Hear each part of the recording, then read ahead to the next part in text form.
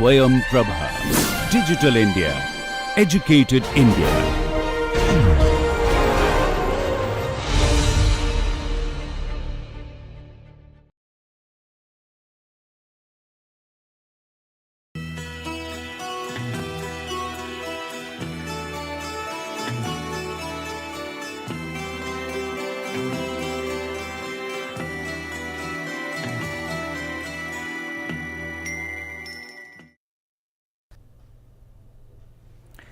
In the last two lectures, we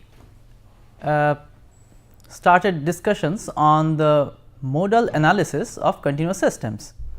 Now, this was the performance of modal analysis was found to be essentially solving an eigenvalue problem. Now, today we are going to look at some properties of this eigenvalue problem that comes up while we perform modal analysis of continuous systems.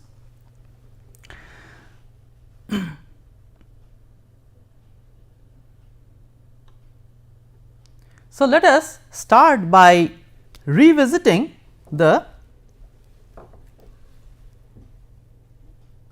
modal analysis problem. So, in our last lecture we had discussed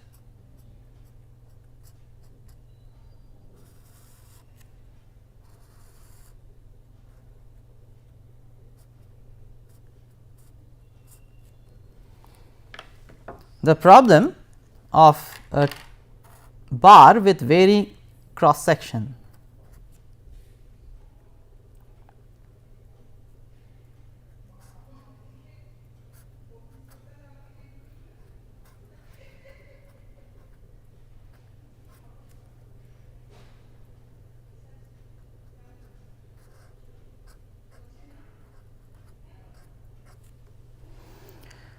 The equation of motion of this system was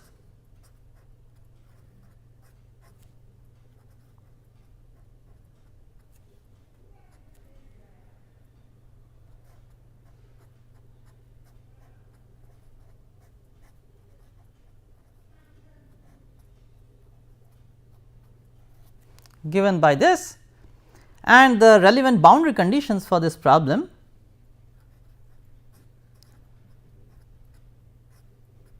were given by u at 0 is equal to 0 for all time, and on the right boundary we have a natural boundary condition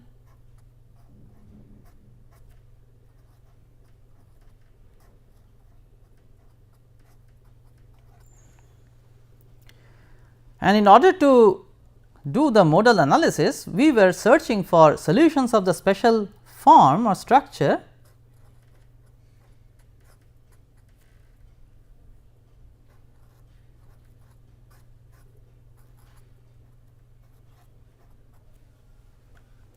so the field variable is expressed as a product of an amplitude function which is a function of x and a harmonically varying time function. Now, we discussed the properties of this solution and we found that the solution is actually separable in space and time. So, when we write the actual solution in its real form,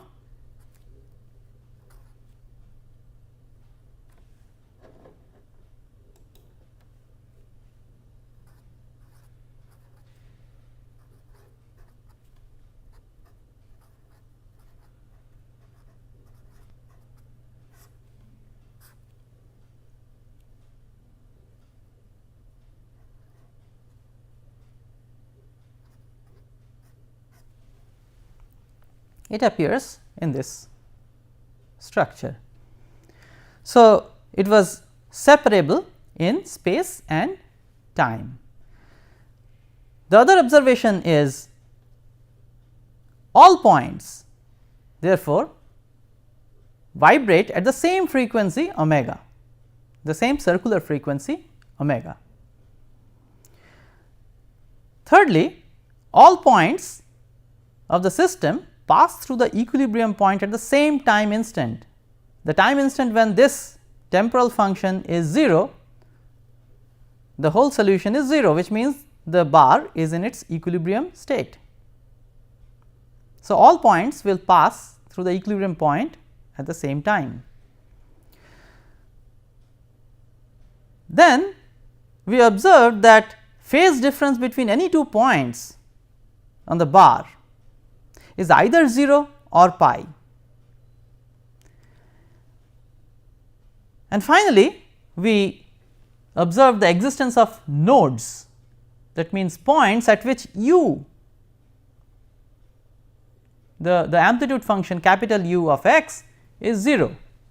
So, the points, so the properties of the modal solution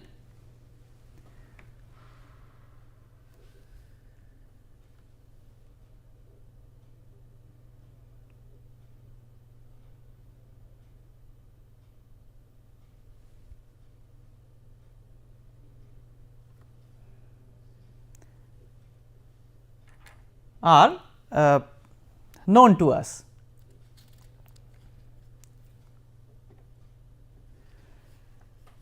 So, once we substitute a solution of this structure into the equation of motion, we obtained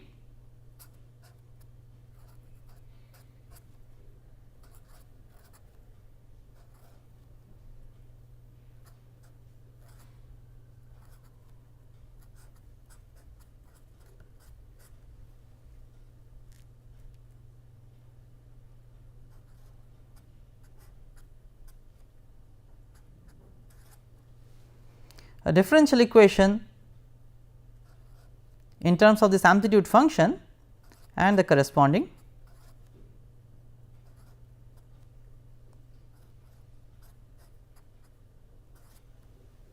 boundary conditions. This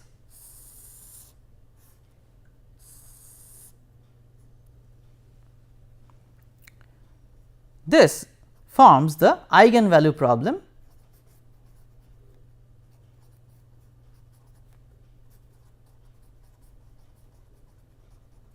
for the system. So, the differential equation along with the boundary conditions. Now, we will represent this in a slightly abstract form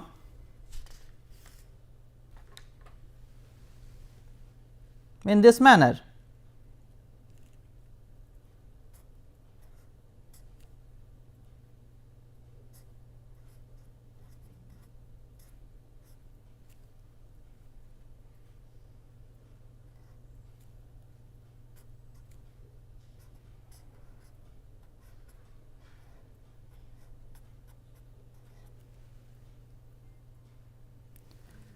Where our equation of motion was can be written like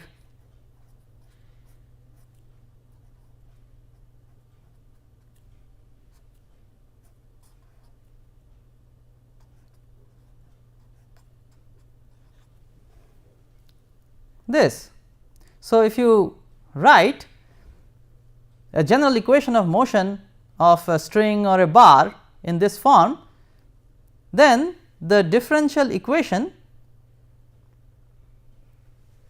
of the eigenvalue problem may be represented in this manner, where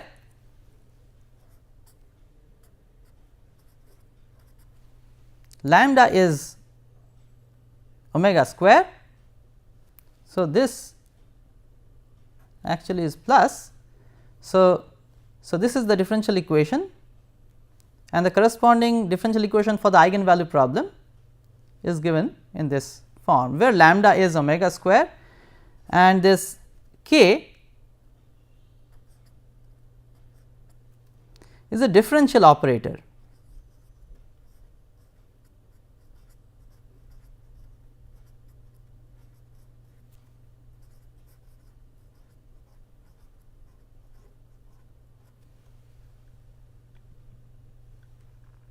Say for example, in the case of the tapered bar,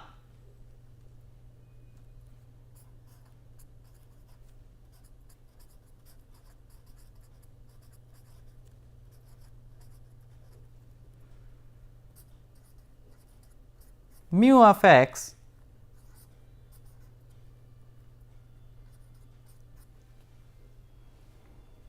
is rho times the area, and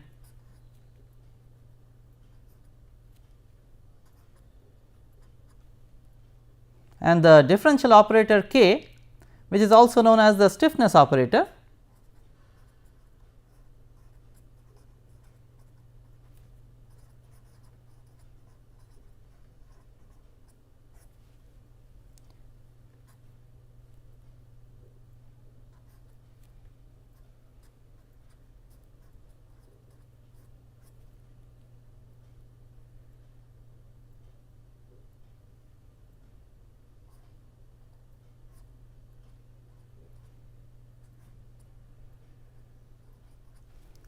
is the spatial derivative of this quantity E A, the derivative of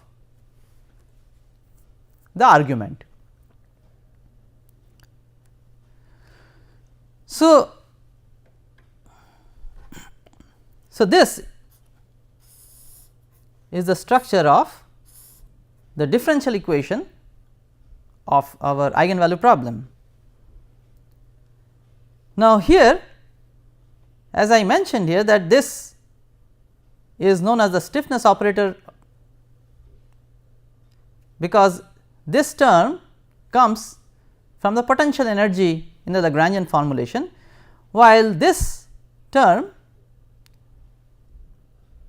mu of x is the kinetic energy operator, because it comes from the kinetic energy in the Lagrangian formulation.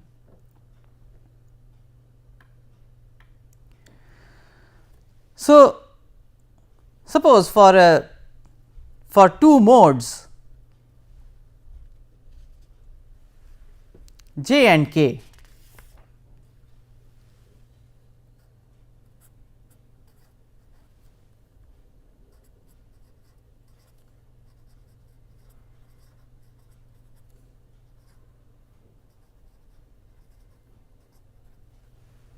we can write this differential equation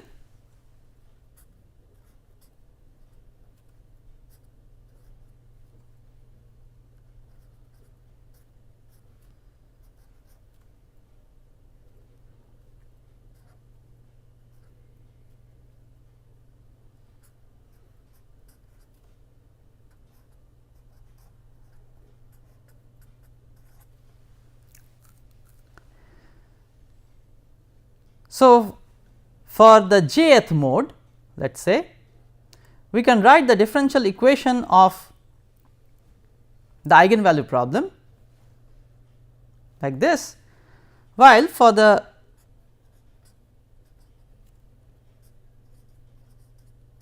kth mode,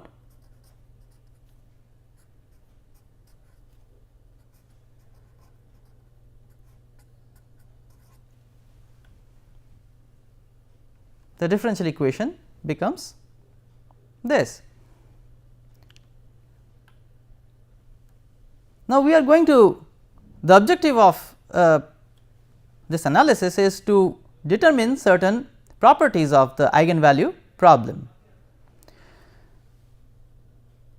So, let me multiply this first equation with W k and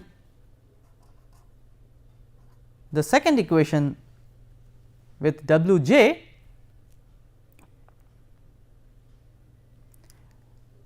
and subtract one from the other.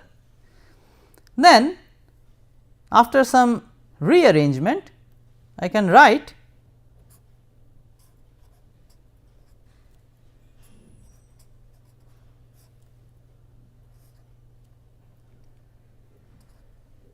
so I am also integrating over the domain of the system.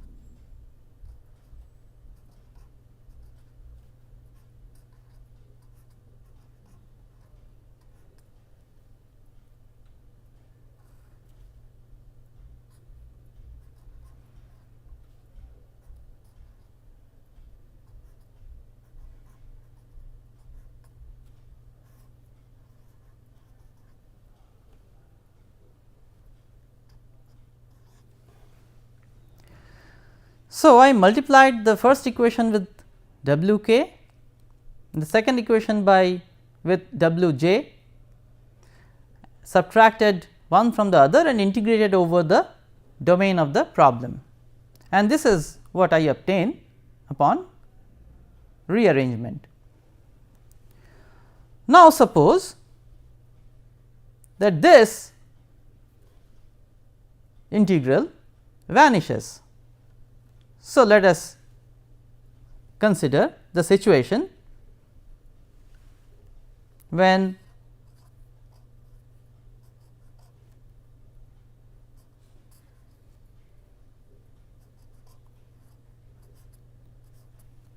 this property holds.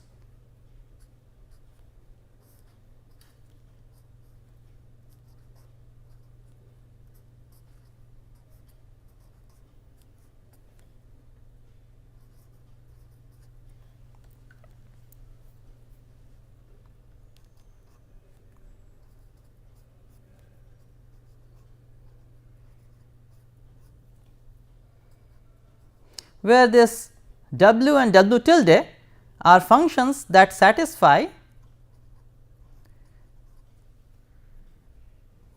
the boundary conditions of the problem.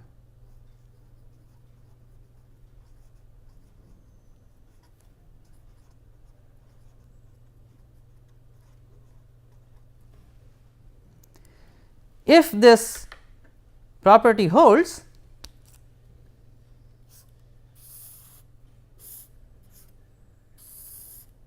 then this operator k is known as self adjoint.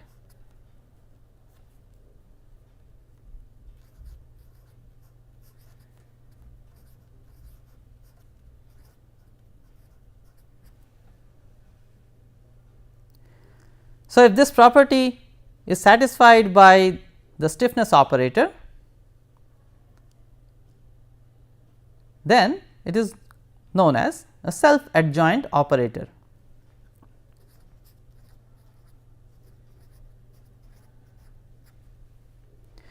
Now, this self adjointness of an operator is connected to symmetry. So, as you know that the stiffness operator has a corresponding matrix. For example, in vibrations of discrete systems, you have come across stiffness matrix. So, self adjointness of the stiffness operator is nothing but the symmetry of the stiffness matrix, the corresponding stiffness matrix. So, what are the consequences of this symmetry? As we know that when matrices are symmetric, the eigenvalues are real and the eigenfunctions are also real, and the eigenvectors are orthogonal. So, in a similar manner, we have these properties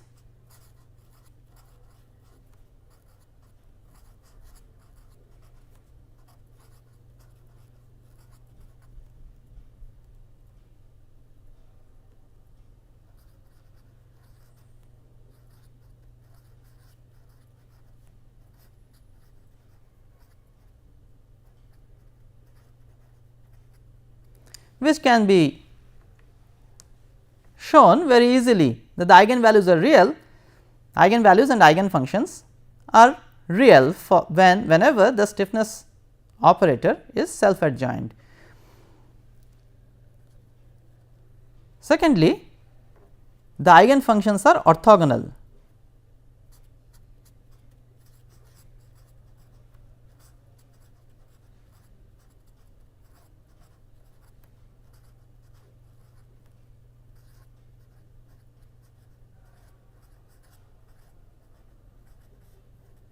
With respect to an inner product that we will find out in the course of this lecture.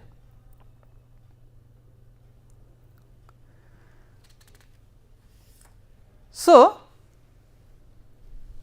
we will be now discussing this orthogonality property.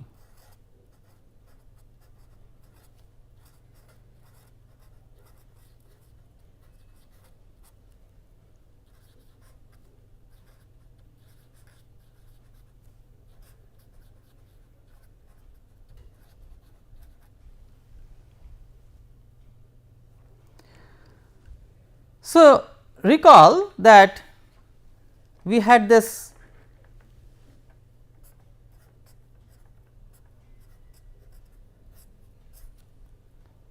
equation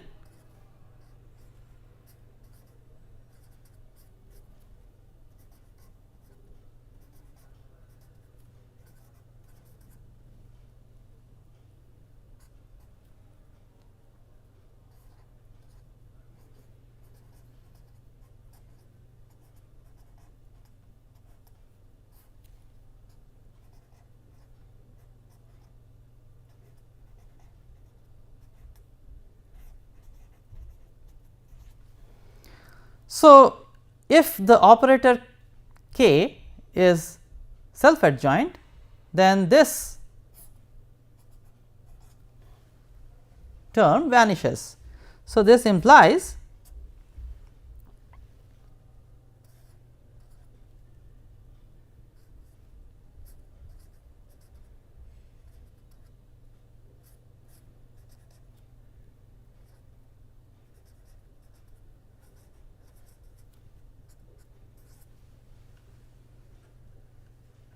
this integral must vanish whenever j is not equal to k. So, which means if I take two distinct amplitude functions modes eigen functions w j and w k, then they satisfy this property that this integral must vanish, and this we define as the inner product of these two eigen functions. And in a compact form, we will write this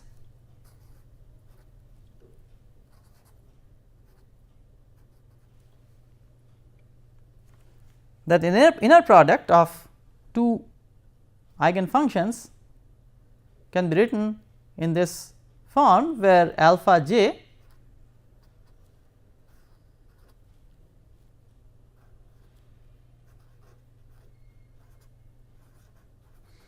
is given by this integral.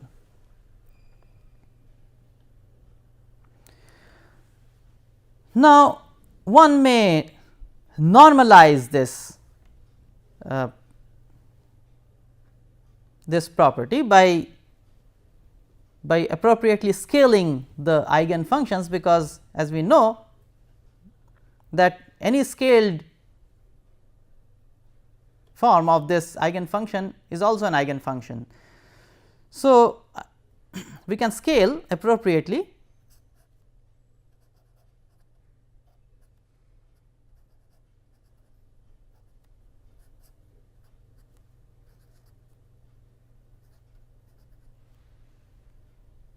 to have orthonormality of the eigen functions with respect to this inner product that we have defined.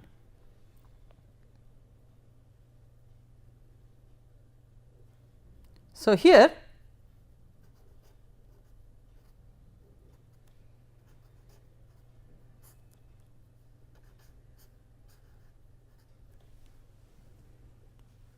this w j hat is w j over square root of alpha j.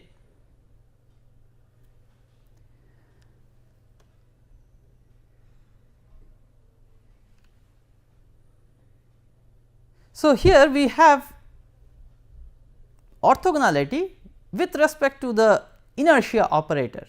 So, if you consider that this mu of x represents the inertia operator, then this orthogonality is with respect to the inertia operator, and correspondingly we can write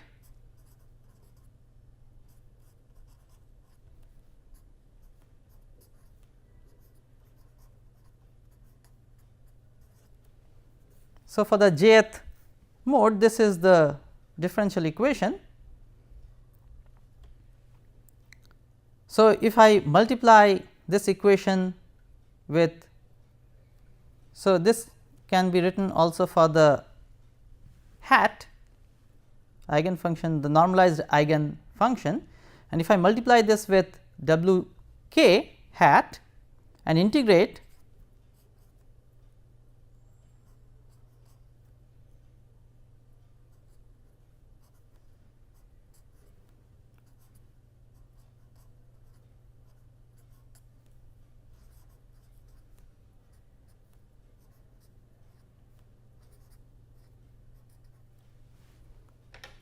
so this shows that the eigenfunctions are orthogonal also with respect to the stiffness operator k.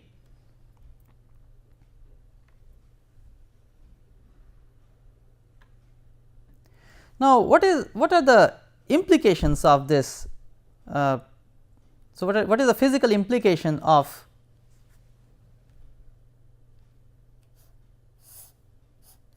this orthogonality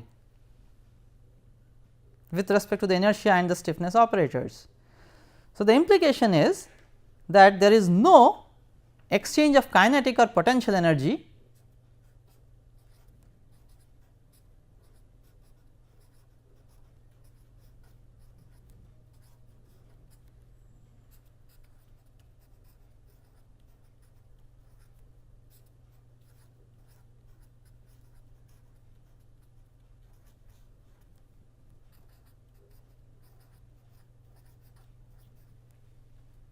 between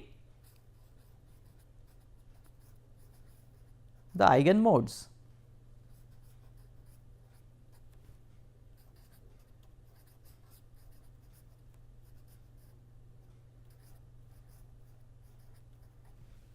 So, the physical implication is that there is no exchange of kinetic or potential energy between the eigenmodes.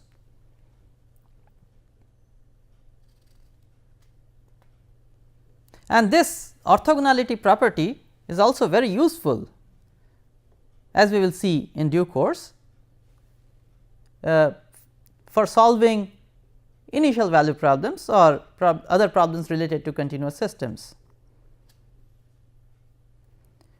And this orthogonality we have already come across when we discussed about vibrations of modal analysis of strings.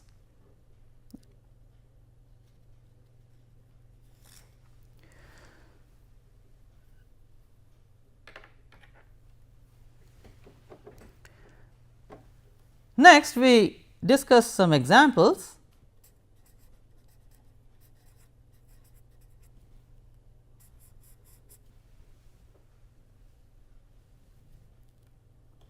And we will determine the orthogonality relations for these examples.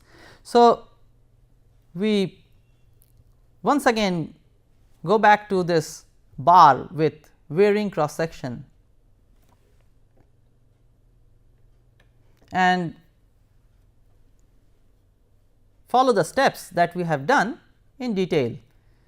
So, our eigenvalue problem.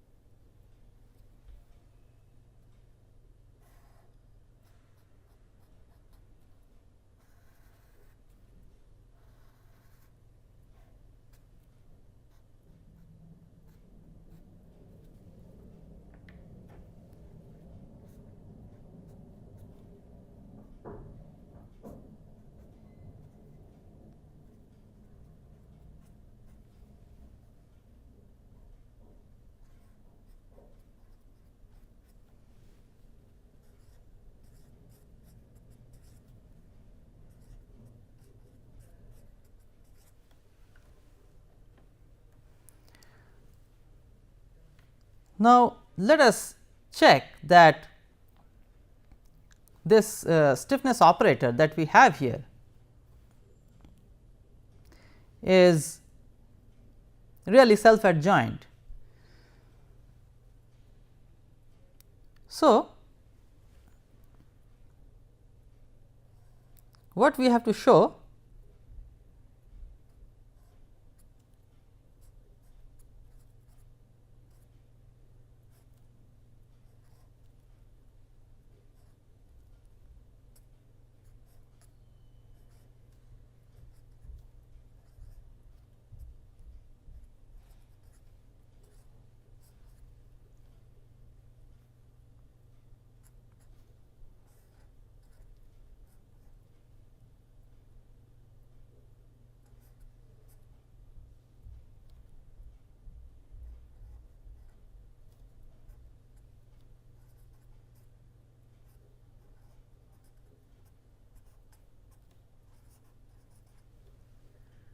so this we have to show.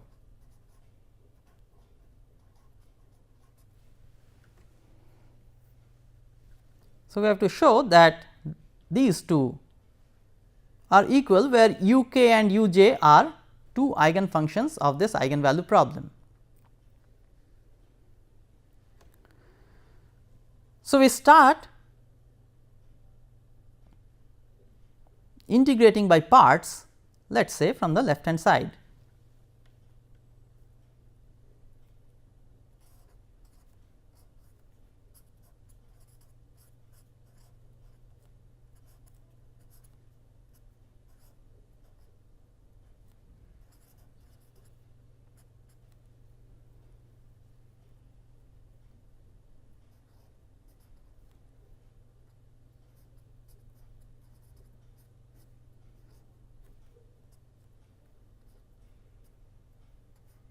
So, we take this as the first function and this as the second function.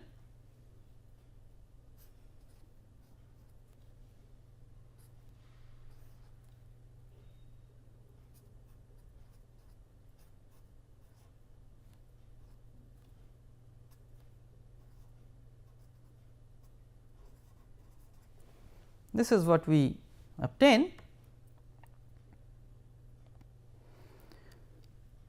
and here I will integrate by parts this term once again,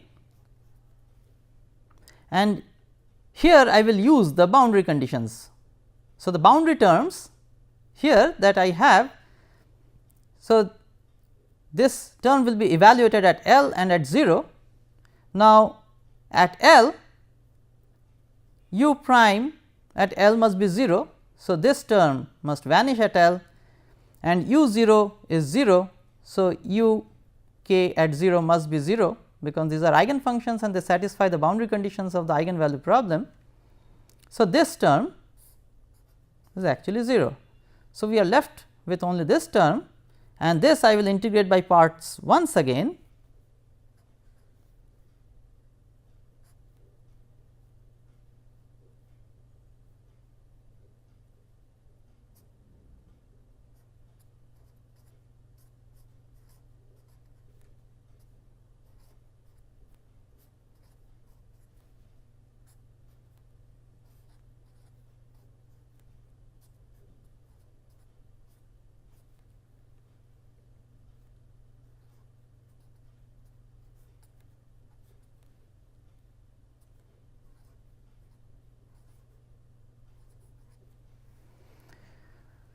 Now, with the same reasoning as we had here, this term, these boundary terms must also vanish.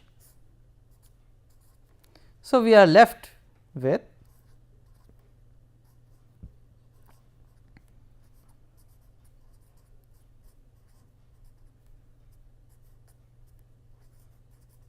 which is nothing but the right hand side of this equation.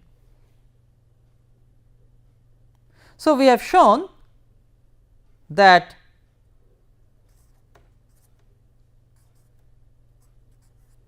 this operator acting on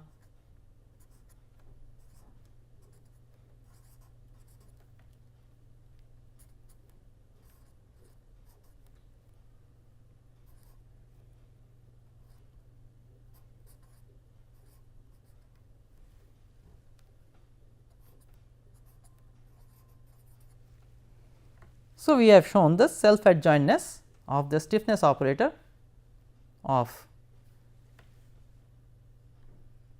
a tapered bar. So, we can write this orthogonality in terms of the inner product as we were defining.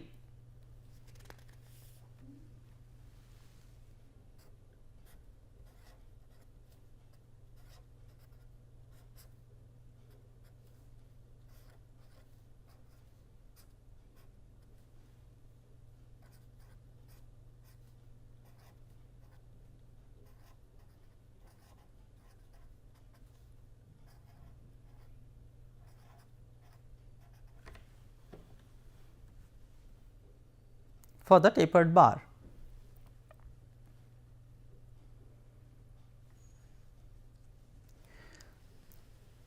Next, we are going to look at the hanging string.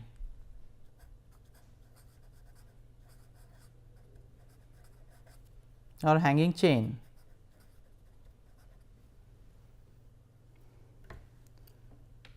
So, for the hanging chain, the eigenvalue problem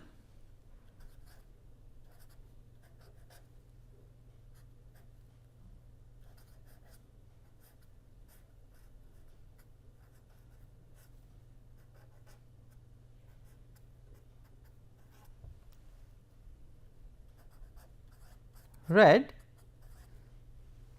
this.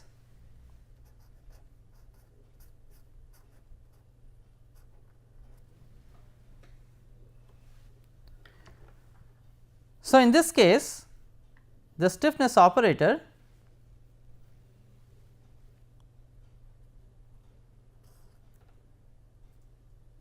is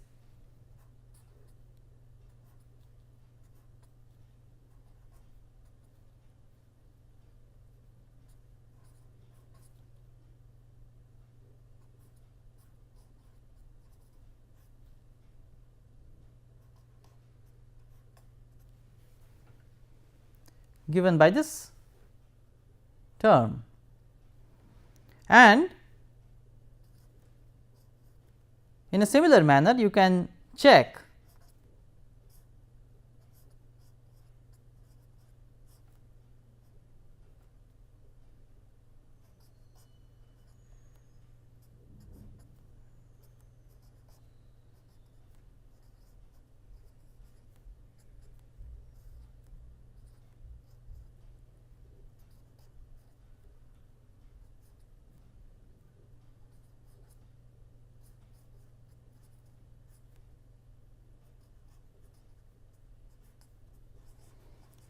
that this self adjointness property holds for the stiffness operator of a hanging chain.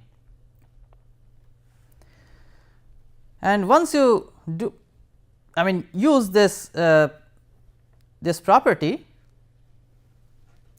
you can derive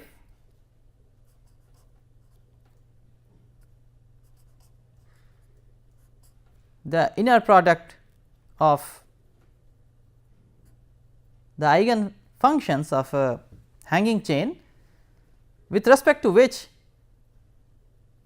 the eigen functions are orthogonal. So, let me just write down this eigen function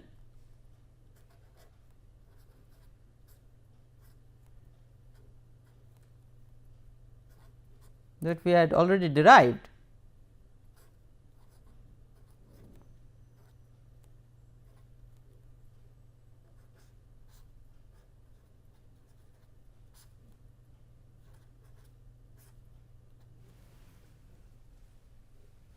In a previous lecture. So, this is the structure of the eigen function of a hanging chain, and they satisfy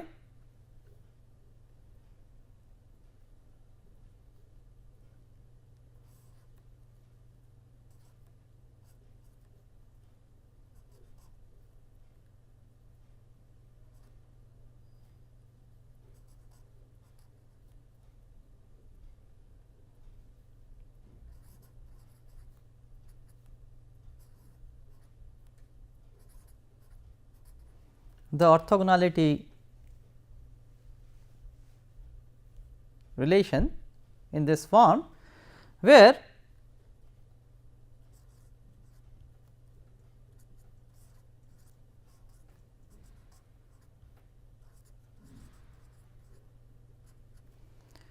so this alpha j is the square of the eigen, say the jth eigen function, and integrated over 0 to L, and this turns out to be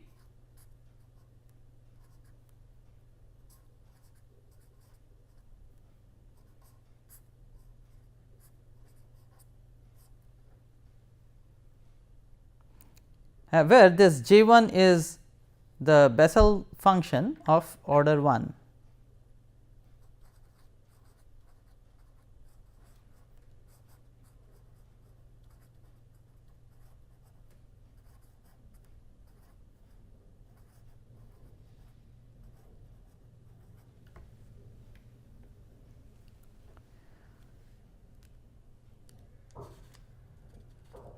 Now, let us consider the example of a uniform bar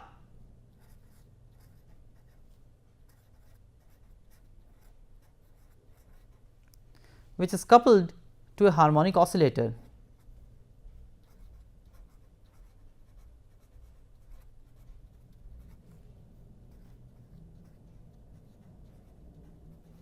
Which we had discussed in our previous lecture.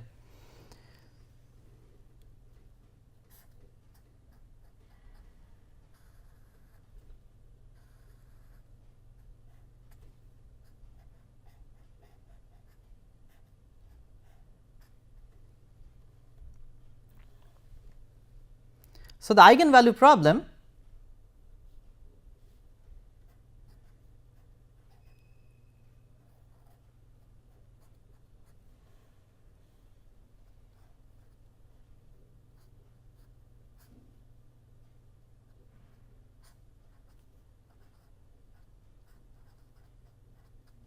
for this system was written as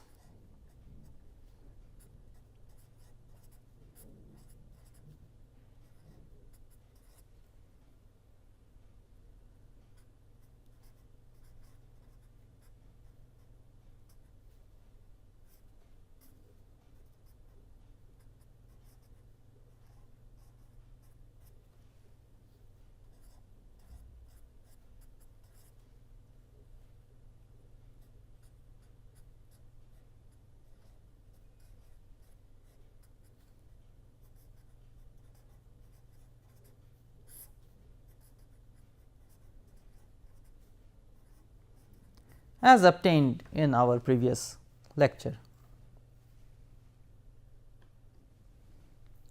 So, once again for mode J and mode K, we can, so these are the two differential equations and these are the boundary conditions for the bar. So, for the modes J and K,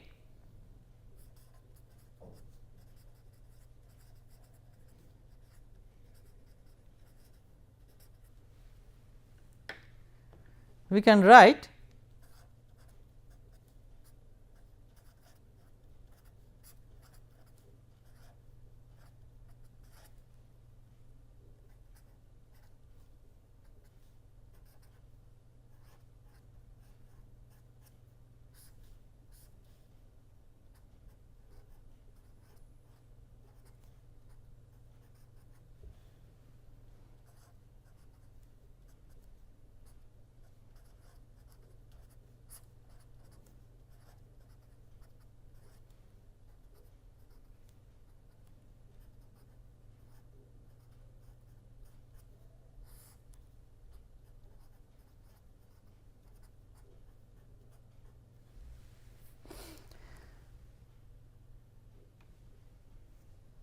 now we will once again multiply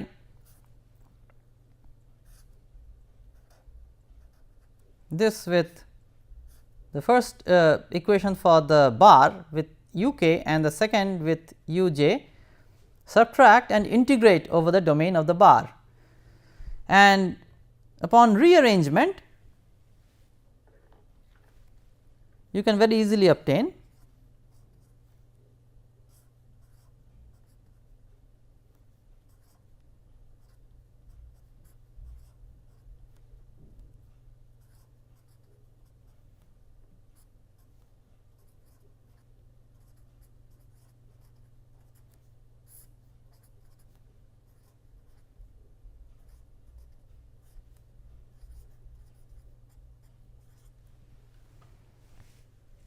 So, there are few standard steps. So, to obtain from here to here, that can very easily perform and come to this condition. Now, if you integrate by parts, let us say this first term. So, integrate by parts this first term 2 times and use the boundary conditions for the boundary terms that you generate, then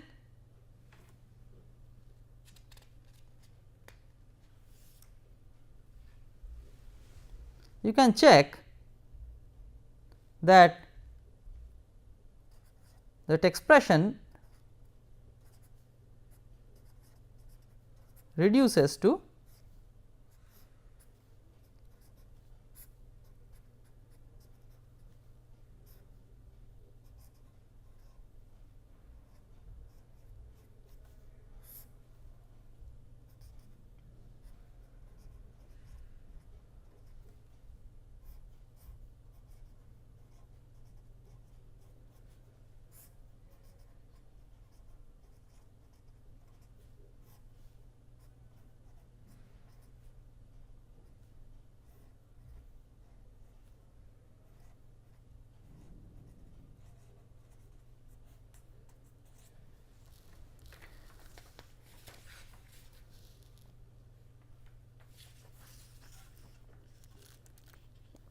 so, we are integrating this term by parts 2 times.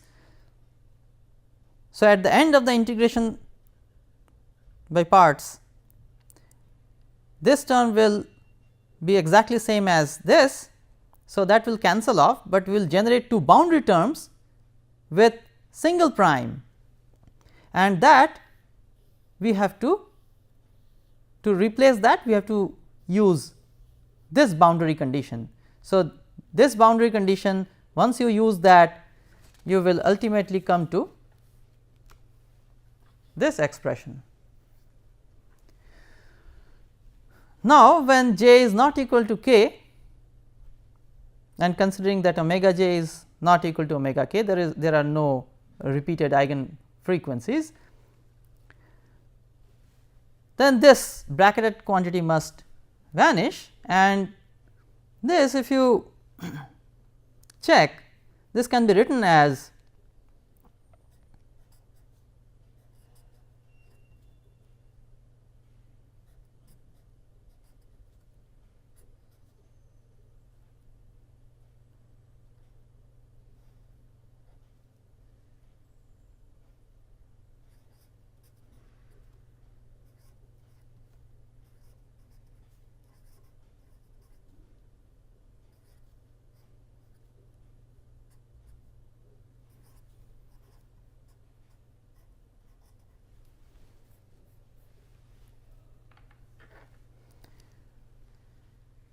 here I have replaced these quantities by y j and y k, which we have obtained these expressions before. So,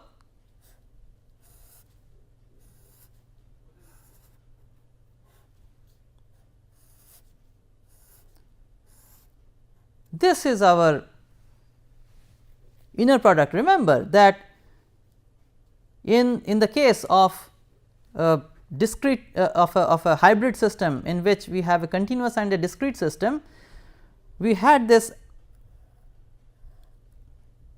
eigenfunction vector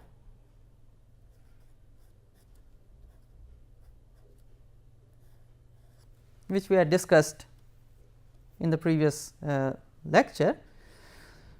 So, here we would say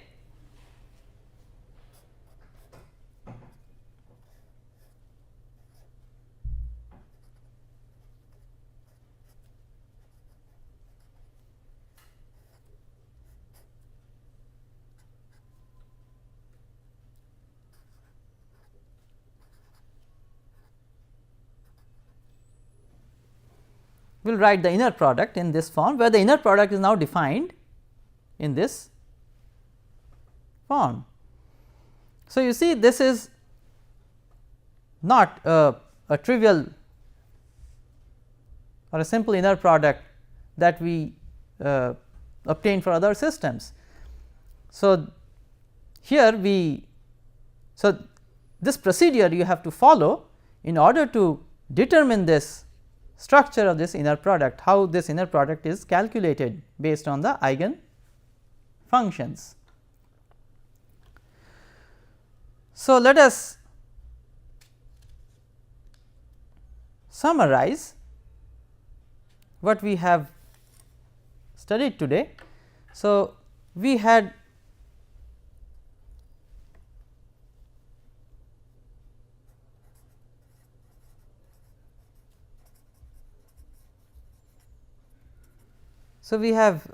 revisited this modal analysis problem and the eigenvalue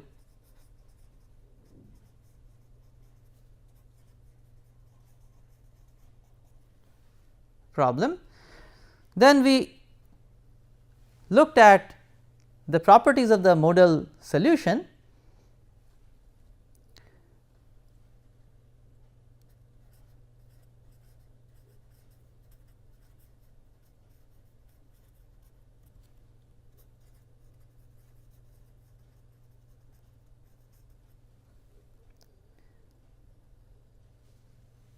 Then we discussed about self adjoint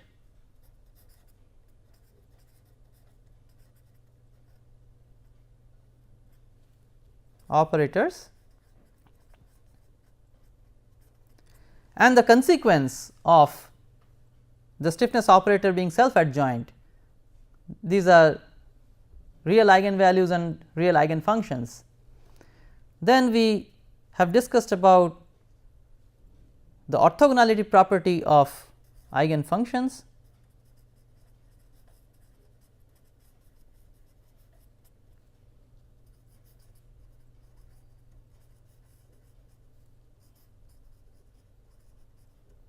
and we have determined the inner product.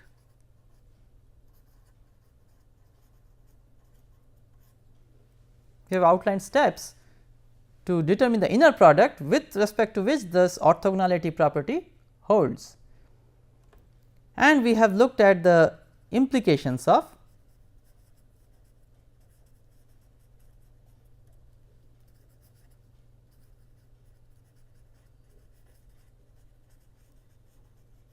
the orthogonality property of eigenfunctions. So, if the eigenfunctions are orthogonal, that implies that there is no exchange of energy, kinetic or potential, between the eigenmodes or eigenfunctions. So, with that we conclude this lecture.